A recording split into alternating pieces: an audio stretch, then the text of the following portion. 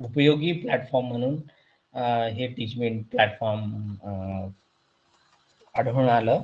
याचे काही बेनिफिट्स आहेत. जसे की आतापर्यंत मी रेकॉर्डिंगचं बटन ऑन केलं नव्हतं. आता रेकॉर्डिंगचं बटन ऑन केलं तर ते ऑटोमॅटिकली ऑडिओ सेशन म्हणून ते अपलोड होतं. मला वेगळं त्याच्यासाठी वेळ द्यावा लागणार नाही की ते सेशन डाउनलोड करा, ते डाउनलोड केलेलं अपलोड करा आणि डाउनलोडला जो डेटा जातो तो जात नाही. प्लस तुम्ही सगळे जेवढे कनेक्ट म्हणजे कुणीही कनेक्ट झालं या क्लासला तर त्याचा जो डेटा सुद्धा आहे इतर ॲपपेक्षा कमी खर्च होतो या याच्यामध्ये. आवाज क्लॅरिटी चांगली असते. त्याच्यानंतर ऑटोमॅटिकली अटेंडन्स येऊन जातं. म्हणजे तुम्ही किती पर्सेंट या क्लासमध्ये अटेंड होता ते पर्सेंटेज वाईज सुद्धा अटेंडन्स ऑटोमॅटिकली येते. इतर ॲपमध्ये ही सुविधा नाही आहे. म्हणजे गुगल मीटमध्ये त्याचे फोटोज घ्यावे लागतात. त्याच्यासाठी वेगळा एक ॲप डाउनलोड करावा लागतो. मग तेव्हा ते अटेंडन्स घेतलं जाते. पण तसं इथं सगळ्या बऱ्याचशा गोष्टींचा फायदे आहेत. तर त्यामुळं आणि विशेष म्हणजे हे आजपर्यंत म्हणजे आता दीड 2 वर्ष झाले वापरत आहे. तर त्याच्यामध्ये सगळ्यात जास्त 100 आवर्सपेक्षा जास्त क्लासेस मी 100 आवर्स म्हणजे 100 तासापेक्षा जास्त तास टीचिंग केलेलं आहे याच्यावर. आणि त्यांनी मला एक सर्टिफिकेट आणि एक टी-शर्ट पण पाठवलेलं आहे टीचमेंटवाल्यांनी. तर ते याच्यासाठी आहे की या 100 आवर्समध्ये माझा स्वतःचा एक्सपिरियन्स हा आहे की हे ॲप हँग झालेलं नाही आहे किंवा कोणी काय म्हणतात त्याला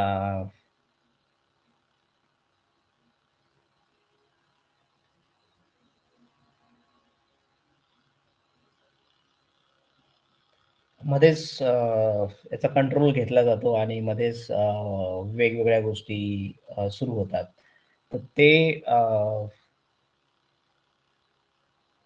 तो प्रकार कधीच या ॲपमध्ये घडलेला नाही. हे माध्यम म्हणजे ICT.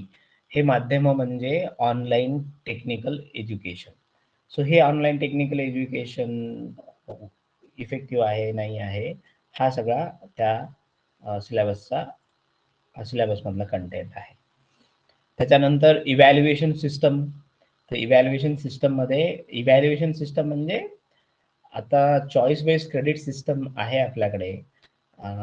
तर चॉईस बेस्ड क्रेडिट सिस्टम ही न्यू एज्युकेशन पॉलिसीनी अडॉप्ट केलेली आहे.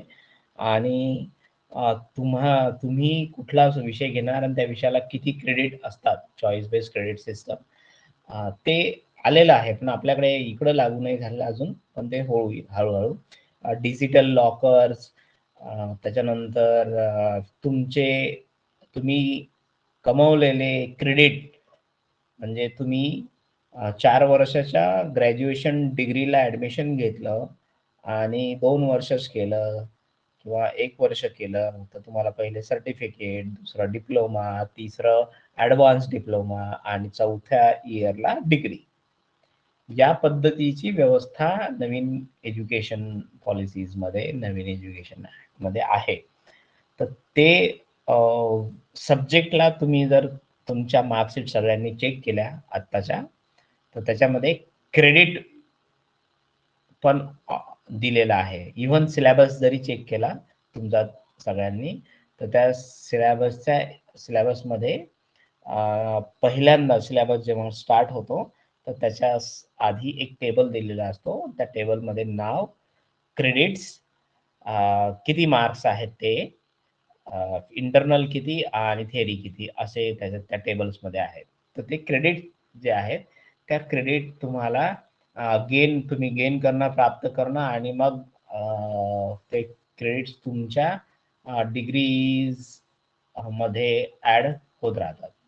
तर या पद्धतीनं एक मिनिट, खूप सारे लोक वेटिंगवर आहेत, त्यांना आत्ता कळलं वाटतंय. 12 लोक आहेत.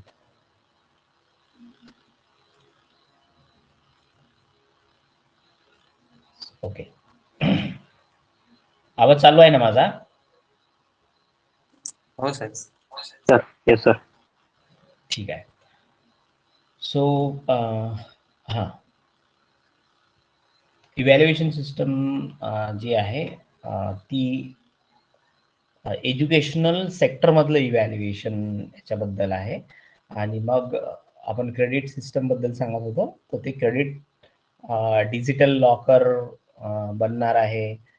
डिजिटल लॉकरमध्ये मी आता ग्रॅज्युएशनला ॲडमिशन घेतलं, पण माझे काही कारणामुळं मला जर 2च वर्ष करता आलं तर मला डिप्लोमाचं सर्टिफिकेट मिळेल.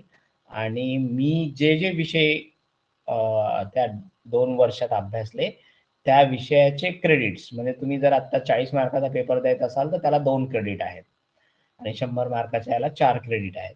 तर ते क्रेडिट तुमच्या डिजिटल लॉकर्समध्ये जमा होतील आणि नंतर केव्हा तुम्हाला परत एज्युकेशन कंटिन्यू करायचा विचार असेल तर ते क्रेडिट कॅरी फॉरवर्ड होतील.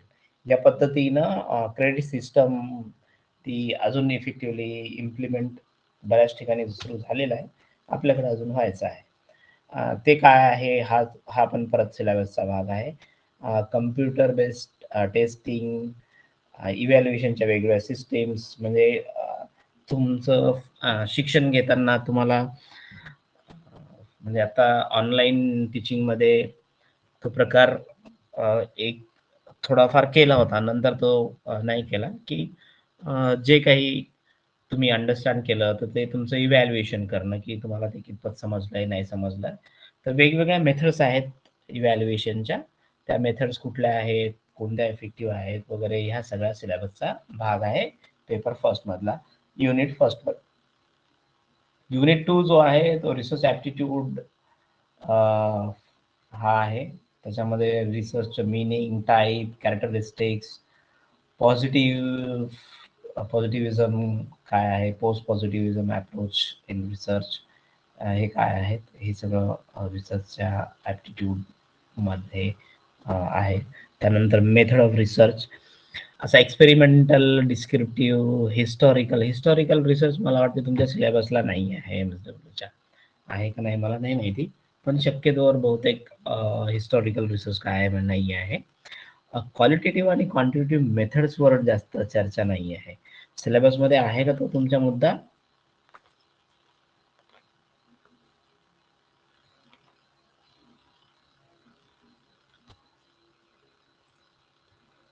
हॅलो हा सर. सिलेबसमध्ये मुद्दा आहे का तो तुमच्या क्वालिटेटिव्ह आणि क्वांटिटेटिव्ह रिसर्च? हो आहे sir.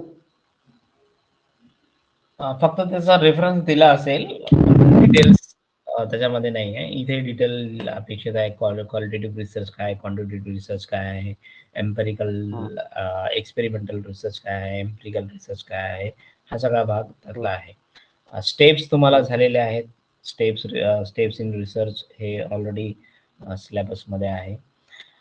Thesis and article writing हा कंपोनंट, थिसिस रायटिंग आणि आर्टिकल रायटिंग, त्याचं फॉर्मॅटिंग, त्याचं स्टाईल, हे प्रोफेशनल, सेल्फ अँड प्रोफेशनल डेव्हलपमेंटमध्ये आर्टिकल रिसर्च पेपर रायटिंग आहे. त्याच्यानंतर थिसिस रायटिंग हा अगेन वेगळा मुद्दा आहे. थिसिस रायटिंग आणि तुमचं रिसर्च रिपोर्ट रायटिंग हा वेगळा भाग आहे. त्याला तुम्ही थिसिस म्हणता, पण ते थिसिस नाही आहे, ते रिसर्च रिपोर्ट आहे. तुम्ही जर सिलेबस जर खोलून बघितला तुमचा, तर तुम्हाला ते पोस्ट ग्रॅज्युएशन आणि ग्रॅज्युएशन लेवलवर जे रिसर्च आहे त्याला रिसर्च रिपोर्ट म्हणतात. थिसिस हा PhDच्या थिसिसला थिसिस म्हणतात. तर ते काय आहे, त्याचं स्टाईल, फॉर्मॅटिंग, ह्या सगळ्या गोष्टी आपण या रिसर्च ॲप्टिट्यूडमध्ये बघणार आहोत. त्यानंतर application of ICT in research, research ethics, त्यानंतर कॉम्प्रिहेन्शन मध्ये एक पॅसेज असतो. त्या पॅसेजचे काही प्रश्न दिलेले असतात. ते प्रश्न तुम्हाला त्या पॅसेजला वाचून सोडवायचे असतात. त्याच्यानंतर कम्युनिकेशन हा टॉपिक सोशलच्या पेपरमध्ये पण आहे, प्लस इथे पण आहे पेपर 1 मध्ये. पेपर 1 हा सगळ्यांना कॉमन असतो, मग तो कुठल्याही बॅकग्राऊंड मधल्या एज्युकेशनल बॅकग्राऊंडचा व्यक्ती असेल जो सेट एक्झाम देऊ इच्छितो आहे, तर त्याचा फर्स्ट पेपर जो आहे तो कॉमन असतो सगळ्यांना. सेकंड पेपर हा तुमचं ज्याच्यामध्ये PG झालेला आहे त्याच्यासाठी असतो. तर इथे कम्युनिकेशन मध्ये meaning, type, characteristic of communication, effective communication, verbal, non verbal, intercultural, म्हणजे ऑलमोस्ट जवळपास माझ्याकडे कम्युनिकेशनवर एक स्पायरल आहे ती जवळपास 200 ते 300 पेजेसची आहे फक्त कम्युनिकेशनवर. तर हे त्याच्यात सगळे डिटेल्स आहेत, barriers, effective communication, classroom communication, group communication, intracultural आणि ग्रुप कम्युनिकेशन काय आहे, verbal communication, non verbal communication, channels of communication, हा सगळा भाग जो आहे तो कम्युनिकेशनशी रिलेटेड आहे. त्याच्यानंतर मॅथमॅटिकल रिझनिंग अँड ॲप्टिट्यूड मध्ये टाईप ऑफ रिझनिंग, हे जनरली स्पर्धा परीक्षेच्या ह्याच्यामध्ये जो भाग असतो त्या पद्धतीनं letter series, code relationship, number series, proportion, ratio, time, fraction, ह्या सगळ्या गोष्टी, पर्सेंटेज, हे सगळं मॅथमॅटिकल म्हणून हा फार म्हणजे अगदी आपण म्हणू की 5 to 10% कंपोनंट फर्स्ट पेपरमध्ये पाहायला मिळतो. लॉजिकल रिझनिंग पण आहे. लॉजिकल रिझनिंग मध्ये वेगवेगळ्या वेन डायग्राम असेल, इव्हॅल्युएशन संदर्भात सुद्धा दिलं, अॅनालॉग दिलं असेल. त्याच्यानंतर स्ट्रक्चर देऊन ते स्ट्रक्चरची मांडणी विचारत असतील तुम्हाला. तर लॉजिकल रिझनिंग म्हणजे जसं जनरली सेट अँड नेटच्या एक्झाम पेपरमध्ये काय असतं की 2 वाक्य दिलेली असतात. पहिलं वाक्य हे दुसऱ्या वाक्याचं रिझन आहे की त्याचं रिझन नाही आहे. म्हणजे एक वाक्य असं जनरल स्टेटमेंट असेल आणि दुसरं वाक्य त्याचा परिणाम किंवा त्याच्याशी संबंधित आहे की नाही आहे, असं खाली मग ऑप्शन्समध्ये विचारलं जातात की पर्याय 1 हा बरोबर आहे आणि 2 शी संबंधित आहे. पर्याय 1 हे कारण आहे आणि पर्याय 2 हे त्याचा परिणाम आहे. तर या पद्धतीनं रिझनिंग सुद्धा वेगवेगळे तिथं तिथं जनरली लॉजिक वापरायचं असतं आपलं. जो कॉमन सेन्स म्हणून आपण त्याला, ते कॉमन सेन्स यूज करायचा असतो. परंतु सध्याच्या काळामध्ये कॉमन सेन्स अनकॉमन झाल्यामुळं आपल्याला बऱ्याचदा कन्फ्युजन करणारे सुद्धा प्रश्न याच्यामध्ये त्याचे उत्तर देता येत नाही. तर त्याचा कल कसा असणार आहे हे पण आपण बघणार आहोत. ओके. तर लॉजिकल रिझनिंग मध्ये आणि डेटा इंटरप्रिटेशन हा एक भाग आहे. त्याच्यानंतर qualitative data, quantitative data, classification of data, data इंटरप्रिटेशनचा थोडासा भाग असतो. Bar diagram, chart diagram. आता हे सगळं आपण MSW लेवलवर अभ्यासलंय आणि काही लोक अभ्यासणार आहेत. पण प्रत्येक याचं स्पेसिफिक रिझन असतं की why I am using bar chart, histogram, pie chart, table chart, line diagram.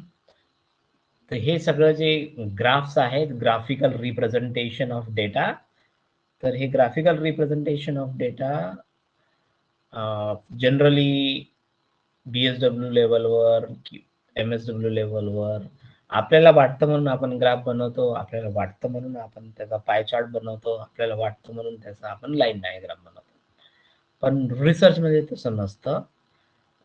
Scientific रिसर्चच्या पद्धतीने आपण जर फॉलो करायला गेलं तर ते स्पेसिफिक त्याचं रिझन असतं की मी आता माझ्या डेटाचं ग्राफिकल रिप्रेझेंटेशन करायचं आहे मला, तर मी काय वापरायचं? बार चार्ट वापरायचा, की हिस्टोग्राम वापरायचा, का पाय चार्ट वापरायचा, की लाईन डायग्राम वापरायचे? तर हे त्याचे स्पेसिफिक रिझन असतात की का ते यूज करायचं. तर ते आपण बघूया पुढे. डेटा इंटरप्रिटेशन वगैरे, डेटा आणि गव्हर्नन्स चा कसा संबंध आहे हा पण भाग फर्स्ट जसं मी मगाशी म्हटलं की फर्स्ट पेपर हा सगळ्या स्ट्रीमसाठी, एज्युकेशनल जेवढ्या स्ट्रीम आहेत, मग ते BE असेल, LLB असेल, त्याच्यानंतर जेवढे तुम्हाला पोस्ट ग्रॅज्युएशनचे कोर्सेस माहिती आहे, त्या सगळ्या कोर्सेस ज्या सेट एक्झामिनेशन मध्ये सब्जेक्ट्स मेन्शन केलेले आहेत, Marathi, maths, psychology, sociology, political science, ह्या सगळ्या पेपर्सला फर्स्ट पेपर हा कॉमन असतो. फर्स्ट पेपरमध्ये कुठलाही चेंज नाही आहे. म्हणजे तुमचं सोशल वर्क डिग्री आहे म्हणून तुम्हाला फर्स्ट पेपर वेगळा, आणि एखाद्याची लॉ डिग्री आहे म्हणून त्याच्यासाठी फर्स्ट पेपर वेगळा असं नाही आहे. तर फर्स्ट पेपर कॉमन आहे म्हणून तुम्हाला बऱ्याच गोष्टी ज्या आहेत त्या अशा म्हणजे एक तर याचा फायदा असा आहे सेट अँड नेट एक्झामिनेशनचा सोशल वर्क स्टुडंटसाठी, की याच्यामधला बराचसा कंटेंट आपल्या सिलेबसमध्ये आहे.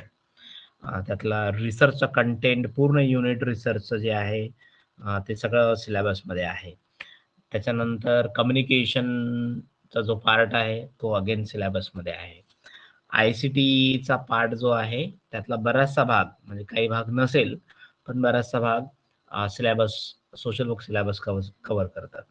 म्हणजे ICT, इन्फॉर्मेशन अँड कम्युनिकेशन टेक्नॉलॉजीचा जो भाग आहे, email, video conferencing, basic internet, digital initiative in education, तर हा सगळा भाग जो आहे तो तुम्हाला सेल्फ अँड प्रोफेशनल डेव्हलपमेंटमध्ये ईमेल आहे, ब्लॉग आहे, त्याच्यानंतर फेसबुक आहे, तर हे सगळं सेल्फ अँड प्रोफेशनल डेव्हलपमेंटच्या पेपरमध्ये तुम्हाला सिलेबसमध्ये सुद्धा थोडा कंटेंट आहे, आणि काही कंटेंट रिसर्चमध्ये काही ठिकाणी दिलेला आहे. आणि जसं आपण म्हटलं की सोशल वर्क एज्युकेशनमध्ये research, communication, then ICT, data interpretation again research मधलाच भाग आहे. आणि लास्ट जे युनिट आहे, पीपल डेव्हलपमेंट अँड एन्व्हायरमेंट, हा सगळा कंटेंट जो आहे हा अगेन आपल्या सोशल वर्क एज्युकेशनशी संबंधित आहे. म्हणजे सोशल वर्क एज्युकेशनशी संदर्भात हायर एज्युकेशन फार आपल्या सिलेबसमध्ये नाही कव्हर होत, पण पीपल डेव्हलपमेंट अँड एन्व्हायरमेंट हा एक, त्याच्यानंतर ICT मधला 2, डेटा मधला 3, आणि कम्युनिकेशन 4 आणि रिसर्च 5. सो किती युनिट आहे टोटल? 10 युनिट पैकी 50% जो भाग आहे तो सोशल वर्क एज्युकेशन मध्ये आहे. म्हणून सोशल वर्क एज्युकेशन घेणाऱ्या लोकांना सेट आणि नेट क्वालिफाय करणं इझी आहे compare to other faculties. Other faculties मध्ये जर समजा तुम्ही MA मराठी, तुमचं MSc हा कंपोनंट असेल, तर तिथे तुम्हाला हे कंटेंट्स जे आहेत हे तुमच्या सिलेबसमध्ये नसणार आहेत. पीपल्स डेव्हलपमेंट अँड एन्व्हायरमेंट याचे जर कंटेंट वाचले, हे कुठल्या ना कुठल्या पेपरमध्ये कव्हर झालेले आहेत. त्याच्यामध्ये डेव्हलपमेंट अँड एन्व्हायरमेंट, तर डेव्हलपमेंटचा आणि एन्व्हायरमेंटचा काय संबंध आहे, millennium development and sustainable development goals कुठले आहेत, ते सिलेबस मधला भाग आहे. किंवा सिलेबस मध्ये नसेल तर आपल्या वेगवेगळ्या प्रोग्राम्सच्या माध्यमातून, म्हणजे जे काही प्रोग्राम्स आपण अटेंड करतो डायरेक्टली इनडायरेक्टली ऑनलाईन प्लॅटफॉर्म मधनं वगैरे, तर हे टॉपिक्स जे आहेत युनिट 9 मधले, ते कधी ना कधी आपल्या कानावर पडलेले असतात. अभ्यासक्रमाचा भाग असतो आपल्या, कधी वाचण्याचा भाग असतो, कधी पेपर रिडिंगचा भाग असतो. म्हणून सिलेबस इन डेप्थ अंडरस्टँड करणं गरजेचं आहे. वाचणं गरजेचं नाही आहे, तर अंडरस्टँड करणं गरजेचं आहे. त्याच्यानंतर इम्पॅक्ट ऑफ एन्व्हायरमेंट वगैरे, आता रिसेंटली 1-2 वर्षापासनं मला वाटतं जेव्हापासून सिलेबस चेंज झालेला आहे 17 पासनं, तर एन्व्हायरमेंट हा इश्यू जो आहे, एन्व्हायरमेंट हा सब्जेक्ट जो आहे तो BSWच्या अभ्यासक्रमामध्ये ऍड केलेला आहे. तर त्यामुळं त्या अभ्यासक्रमामध्ये हा सगळाच कंटेंट जो आहे तो ऑलरेडी आहे. पण BSW नसेल तरीही MSW मध्ये कॉन्फरन्सेस, सेमिनार्स, प्रोग्राम्स आणि सिलेबस त्यामध्ये तुम्हाला डायरेक्टली इनडायरेक्टली हा कंटेंट पूर्णपणे ऐकायला, बघायला, अभ्यासाला मिळतो. सो एन्व्हायरमेंटल इश्यूज कुठले कुठले आहेत, लोकल इश्यूज काय आहेत, रिजनल इश्यूज काय आहेत आणि ग्लोबल इश्यूज काय आहेत. मग त्याच्यामध्ये काय including air pollution, water pollution, soil pollution, noise pollution, waste चा इम्पॅक्ट काय आहे. त्याच्यानंतर ई वेस्ट हा कंपोनंट याच्यात जरी नसला तरी आपल्याला ते माहिती असणं गरजेचं आहे की आता इलेक्ट्रॉनिक माध्यमांचा मोठ्या प्रमाणामध्ये वापर होत असल्यामुळे ई वेस्ट सुद्धा मोठ्या प्रमाणात तयार होत आहे. त्याचा लोकल, रिजनल आणि ग्लोबल इम्पॅक्ट काय होत आहे. बायोमेडिकल वेस्ट जो आहे, बायोमेडिकल वेस्ट म्हणजे जे हॉस्पिटल्स मधला वेस्ट आहे, जसं सिरिंज आहेत, आता प्लास्टिक सिरिंज यूज करतात. पूर्वी आपल्याकडे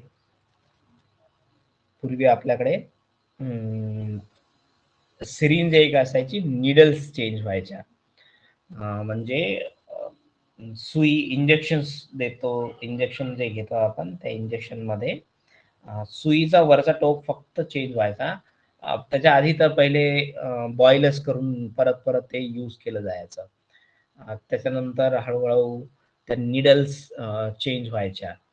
आता पूर्णपणे सिरिंज सुद्धा चेंज केल्या जातात, डिस्पोजल सिरिंज यूज केल्या जातात. तर ते मेडिकल हॉस्पिटल्स आणि मेडिकल सेटअप मधलं जे वेस्ट आहे त्याला बायोमेडिकल वेस्ट म्हणतात. आणि त्याचा इम्पॅक्ट, हजार्डस म्हणजे धोका काय आहे, इलेक्ट्रॉनिक वेस्टचा धोका काय आहे, सॉलिड वेस्टचा धोका काय आहे, लिक्विड वेस्टचा धोका काय आहे, धोका इन्व्हायरमेंटला, इन्व्हायरमेंट प्लस ह्युमन बीइंग्स या अनुषंगानं काय आहे, हा सगळा कंटेंट याच्यामध्ये आहे. क्लायमेट चेंज आणि त्याचा इम्पॅक्ट काय होत आहे, socio economic and political dimensions काय आहेत क्लायमेट चेंजचे, हे सुद्धा एन्व्हायरमेंटल स्टडीज मध्ये आहे. इम्पॅक्ट ऑफ तर सगळ्या या पोल्युशनचा ह्युमन हेल्थवर काय इम्पॅक्ट होत आहे. त्याच्यानंतर biomass, nuclear plants, forest, natural आणि एनर्जी सोर्सेस जे आहेत तर त्याचा इम्पॅक्ट काय होत आहे हा भाग. त्याच्यानंतर नॅचरल हजार्डस आणि डिझास्टर अगेन डिझास्टर मॅनेजमेंट हा subject graduation, social work graduation लेवलवर ऍड केलेला आहे, disaster management and social work intervention. तर त्याच्यामध्ये वेगवेगळ्या types of disaster, man-made disaster, natural disaster, त्याच्यानंतर डिझास्टर रेझिलियन्स स्ट्रॅटजीज, म्हणजे डिझास्टर ला तोंड देण्यासाठी कुठल्या कुठल्या स्ट्रॅटेजीज यूज केल्या जातात वगैरे, हा सगळा कंटेंट त्या अभ्यासक्रमात आहे ऑलरेडी.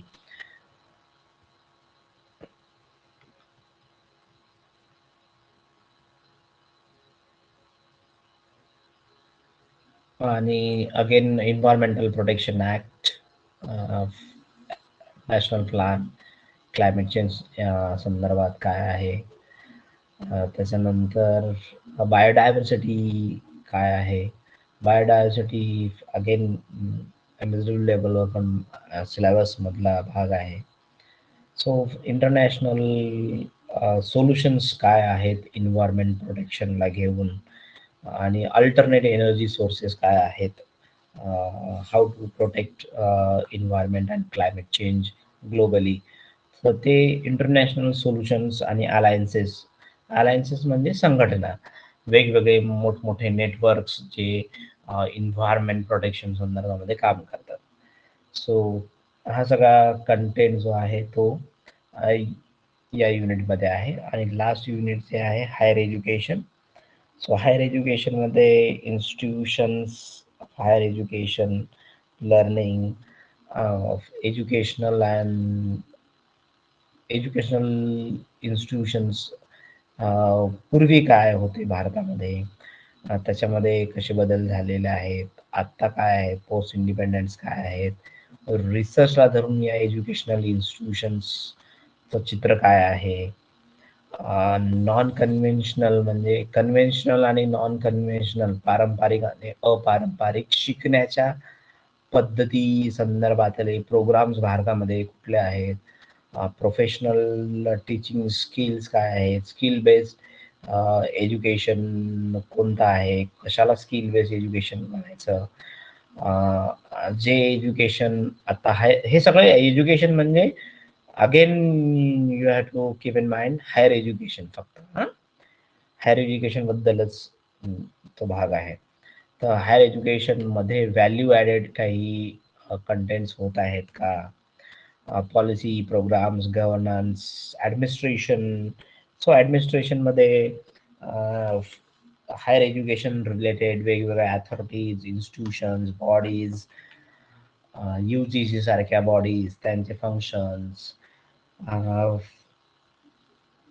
त्याच्यानंतर ministry of education. Ministry of education पहिले ministry of human resource ministry of human resource असं होतं, आता ते मिनिस्ट्री ऑफ एज्युकेशन झालं. तर ह्या सगळा कंटेंट जो आहे हा सोशल वर्क मधला जनरल नॉलेजचा भाग आहे. आणि हा इन जनरल जेव्हा आपण हायर एज्युकेशनला येतो तर ह्या गोष्टीचं बेसिक नॉलेज असणं अपेक्षित आहे. सिलेबसमध्ये हा सोशल वर्कच्या सिलेबसमध्ये कुठे कव्हर होतो का नाही होत मला माहिती नाही आहे, पण हा हायर एज्युकेशन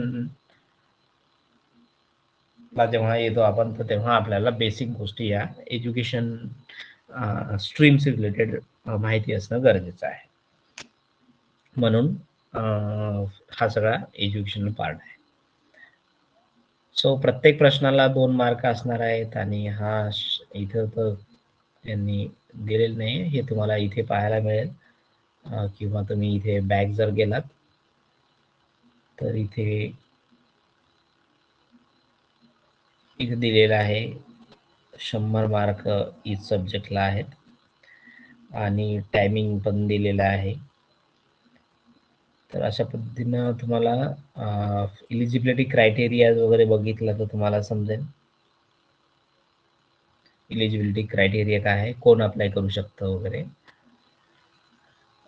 आणि मास्टर डिग्री तुमच्याकडे नसेल, इथे बघा, इथे काय झालं, candidates who are studying in, हे दिसतंय ना, हे स्क्रीन दिसते तुम्हाला?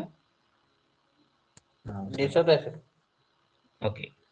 सो स्पेसिफिकली याच्यामध्ये आत्ता काही फर्स्ट इयरचे पण जॉईनिंग आहेत आणि आणखीन काही जॉईन होतील लोक. तर फर्स्ट इयरचे सुद्धा याच्यामध्ये इन्व्हॉल्व करण्याचा उद्देश माझा हाच होता की इथं जे दिलेलं आहे ना, बऱ्याच लोकांना माहितीच नसतं MSW झाल्यावर म्हणजे मी हे मायथॉलॉजिकल स्टोरी नाही सांगत, म्हणजे काल्पनिक गोष्टी नाही सांगत आहे. अनेक फोन येत आहेत की माझं MSW झालं मी, तर ते मला सेट परीक्षा द्यायची होती, देता येते का नाही यार, माझे पर्सेंटेज एवढे आहेत. पण ते झाल्यावर MSW झाल्यावर सुद्धा माहिती नसतं. पण first year of 2 years master degree course in the first 2 semester of 4 semester courses, तर ते सुद्धा अप्लाय करून हे एक्झाम देऊ शकतात. फक्त याच्यामध्ये काय सांगितलेलं आहे, so studying in 4th year 5 years integrated master degree are not eligible to appear for this test.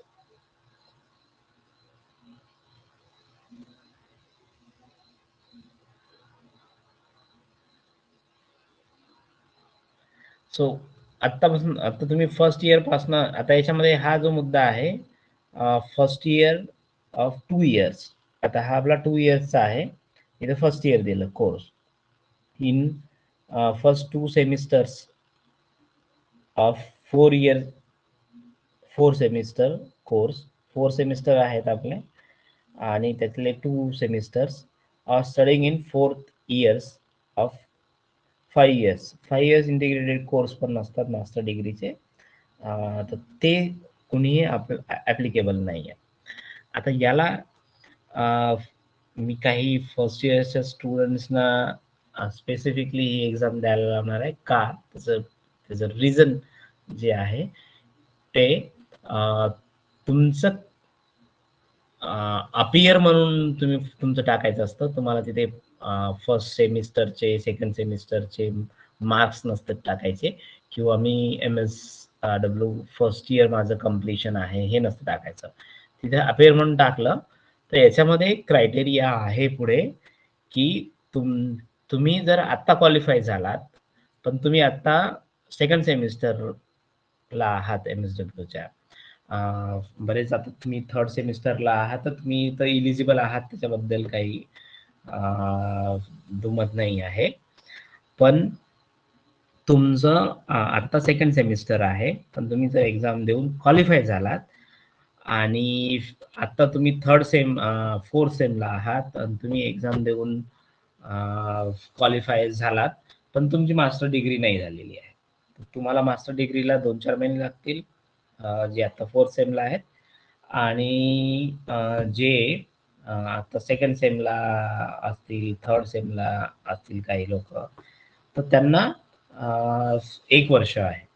So याच्यामध्ये एक क्रायटेरिया आहे की क्वालिफाय झाल्यानंतर within 2 years you have to submit your post graduation marksheet, then म्हणजे तुम्हाला त्याच्यानंतर ते certificate hard copy issue केलं जाईल. सो या पद्धतीनं आहे, तर तुम्हाला इझिली, म्हणजे हे या 2 वर्षामध्ये तुम्ही जर अभ्यासक्रम बघितला तर फर्स्ट इयरला सुद्धा तुम्हाला रिसर्च आहे, सेकंड सेमला पण रिसर्च आहे, थर्ड सेमला कम्युनिकेशन आहे, प्रोफेशनल डेव्हलपमेंटमध्ये ICTचा भाग आहे. तर हे सगळं तुम्हाला प्रत्येक सेमला हा सगळा सिलेबस कुठे ना कुठे रिफ्लेक्ट होतो. म्हणजे मोर दॅन 50% सिलेबस तुम्हाला इथे ॲप्लिकेबल आहे. म्हणून हे सोशल वर्क एज्युकेशन घेणाऱ्यांसाठी सेट क्वालिफाय करणं, नेट क्वालिफाय करणं इझी आहे compare to other faculties. Other कुठल्याही फॅकल्टीज सोबत जर कम्पेअर केलं तर सोशल वर्कमध्ये हा एक बेनिफिट, मेजर बेनिफिट आहे. सो हा फर्स्टचा सिलेबस आहे. फर्स्टचा सिलेबस आपण डेफिनेटली सगळ्यात शेवटी घेणार आहोत सोशल वर्कचा सिलेबस संपल्यानंतर. आता सोशल वर्कचा सिलेबस जो आहे तो सिलेबस, एक मिनिट कुठे गेला, हा, तो अगेन 10 पेजेसचा आहे. त्याच्यावर आपण उद्याला डिटेल चर्चा करणार आहोत. म्हणजे प्रत्येक पॉइंट तुमच्यासोबत मलाही परत ते मुद्दे लक्षात येतात की कुठला पार्ट सिलेबस मधला आहे. सो सेकंड जो सोशल वर्कचा जो कंटेंट आहे, फर्स्ट पेपर जो आहे तो फर्स्ट पेपर आपण शेवटी घेणार आहोत सोशल वर्कचा सिलेबस संपल्यानंतर. तर सोशल वर्कची सिलेबसची स्क्रीन दिसते ना तुम्हाला? हो सर. हो तर सर. जसं याच्यामध्ये 10 युनिट्स आहेत. अगेन हे 10 युनिट जे आहेत हा अख्खा सिलेबस कव्हर करतात. रिस्पेक्टिव्ह ऑफ तुमचं स्पेशलायझेशन, रिस्पेक्टिव्ह ऑफ तुम्ही फर्स्ट इयर आहात, फायनल इयर आहात, पास आउट आहात, ते सगळं सिलेबस जेवढं आणि तुमच्या अमरावती विद्यापीठाच्या सिलेबसच्या बाहेरचा कंटेंट सुद्धा कव्हर करणारा हा 10 युनिट्स आहेत. सो हे 10 युनिट्स मध्ये कोणते कंटेंट्स आहेत हे उद्या बघणार आहोत आपण. आता 8:29 झाले, तर आपण आता थांबूया इथे. उद्याला 7:30 वाजता परत भेटूया. थँक्यू सो मच सर जी. वेलकम.